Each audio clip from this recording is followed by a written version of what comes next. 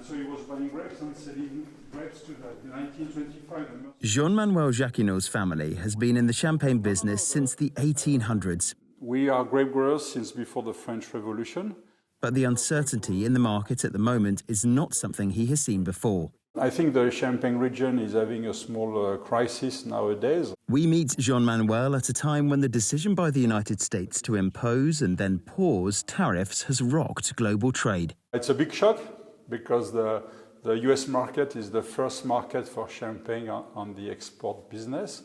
And so everybody is surprised, and you have some wineries which are working mainly only with the United States. So for them, it will be a very difficult time. Even without the 20% reciprocal taxes, there is still a baseline tariff of 10% in place on almost all foreign imports to the US. But Jean-Manuel also sends his sparkling wine to Australia and China's Hong Kong market. He believes diversification has given him some protection. So for us, it will be a very tricky problem to know if we will be able to do again some business in the United States.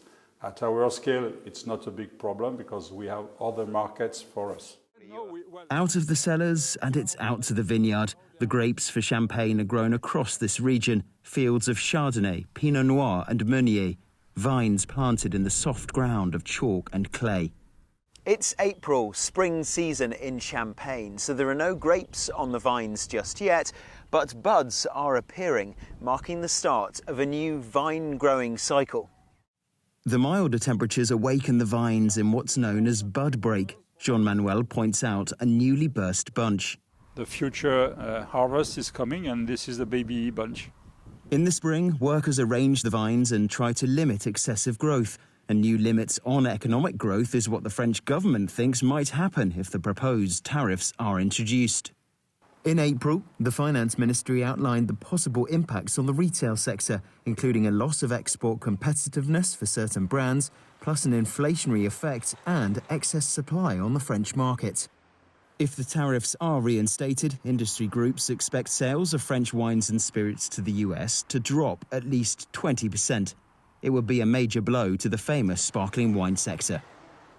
Last year, almost 30 million bottles of champagne were exported from France to the United States, worth more than $900 million. The sector has had a reprieve for now, but uncertainties about the possible reintroduction of the tariffs remain.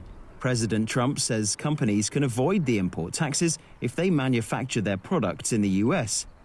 But champagne is named after the region where it's grown and bottled. It cannot be made anywhere else. And if Europe moves ahead with its own retaliatory tariffs on American whiskey, Donald Trump has threatened to impose a 200% rate on all wines, champagnes and alcoholic products coming out of France and other EU-represented countries. Europe's industry body, Spirits Europe, said it would welcome a negotiated solution with the US. In a statement released in April, it said, "Our sectors are highly integrated across the Atlantic, and our shared trade in spirits supports many jobs on both sides. We want to ensure a return to an environment that supports continued growth for both EU and US producers." The livelihoods of champagne makers have long been tied to the city of Reims. It's an ancient place with a Roman triumphal arch and one of France's most important cathedrals where kings were once crowned. The city's crowning glory these days is that many major wine brands are based here. To the south of Reims lie the vineyards and the leisurely bends of the River Marne.